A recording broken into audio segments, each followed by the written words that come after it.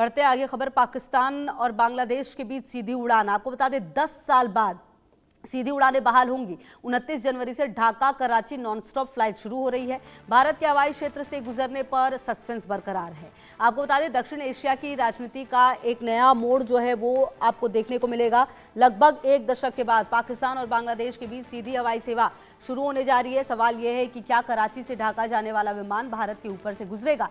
Dhaka Karachi non-stop flights की वापसी सिर्फ एविएशन खबर नहीं बल्कि रणनीतिक संकेत है। 2012 के बाद बंद पड़ा यह हवाई संपर्क अब 29 जनवरी से फिर बहाल होगा।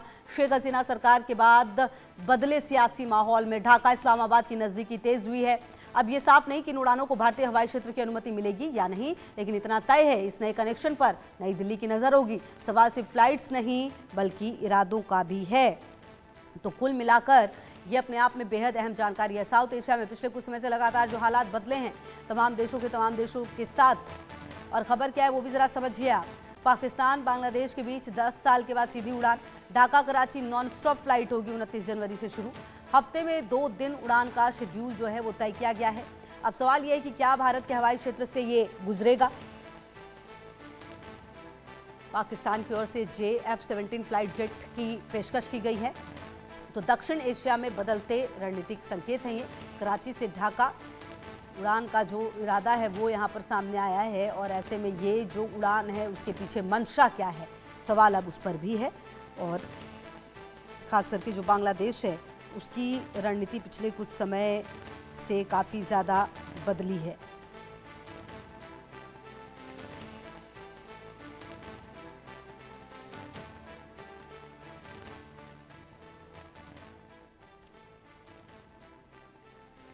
तो आपको बता दें कि पिछले कुछ समय से लगातार जो स्थितियां हैं वो बदलती हुई नज़र आई हैं, और अगर आप देखें और समझें तो कहीं ना कहीं Dhaka Karachi non stop flight 29 जनवरी से शुरू हो रही है।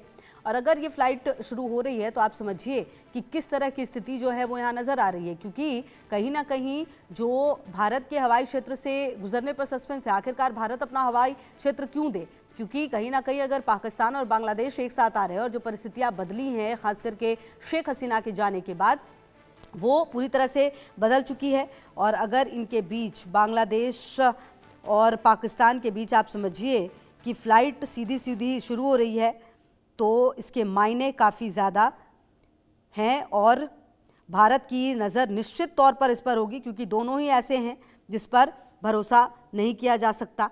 और बांग्लादेश के जो अधिकारी हैं उन्होंने बताया कि सरकारी विमानन कंपनी विमान बांग्लादेश एयरलाइंस 29 जनवरी से ढाका और कराची के बीच सीधी उड़ानें शुरू करेंगी। शेख हसीना के प्रधानमंत्री पद से हटने के बाद बांग्लादेश और पाकिस्तान के रिश्ते अच्छे हुए हैं। अब बांग्लादेश और पाकिस्तान के बीच डायरेक्ट फ्लाइट सर्विस भी शुरू होने वाली है। बांग्लादेश के अधिकारियों ने बताया कि सरकारी विमान कंपनी विमान बांग्लादेश एयरलाइंस 29 जनवरी से ढाका और कराची के बीच सीधी उड़ानें फिर से शुरू करेंगी। इससे एक दशक से ज़्यादा समय के बाद बांग्लादेश और पाकिस्तान के बीच नॉन स्टॉप हवाई कनेक्टिविटी बहाल होगी। बंगाली दैनिक जो है उनकी तरफ से ये भी कहा गया कि शुरुआत में उड़ानें हफ्ते में 2 बार गुरुवार और शनिवार को चलेंगी। ये उड़ान स्थानीय समय के अनुसार रात 8 बजे ढाका से रवाना होगी और रात 11 बजे कराची पहुंचेगी।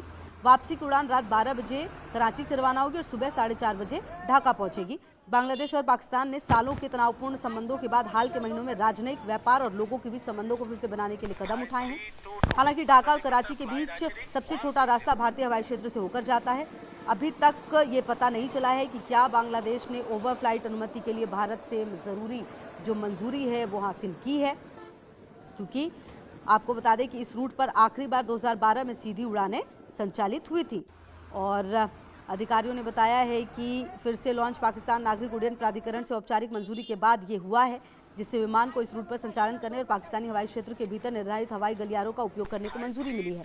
दोनों देशों के बीच सीधी उड़ानें फिर से शुरू करने की योजना की घोषणा सबसे पहले पिछले साल आपको बता दें अगस्त में पाकिस्तानी उप प्रधानमंत्री और विदेश मंत्री इशाक डार की ढाका यात्रा के दौरान हुई थी। ढाका यात्रा पर जब पहुंचे थे इशाक डार की ढाका यात्रा एक दशक से ज़्यादा समय में पाकिस्तान और बांग्लादेश के बीच इस तरह की पहली उच्च स्तरीय बातचीत थी, और शायद यही वजह है कि ये बड़ा फैसला जो है वो लिया गया है। और निश्चित तौर पर इसके मायने जो हैं वो आने वाले समय में देखने को मिलेंगे कि आखिरकार क्या होने वाला है इसका असर।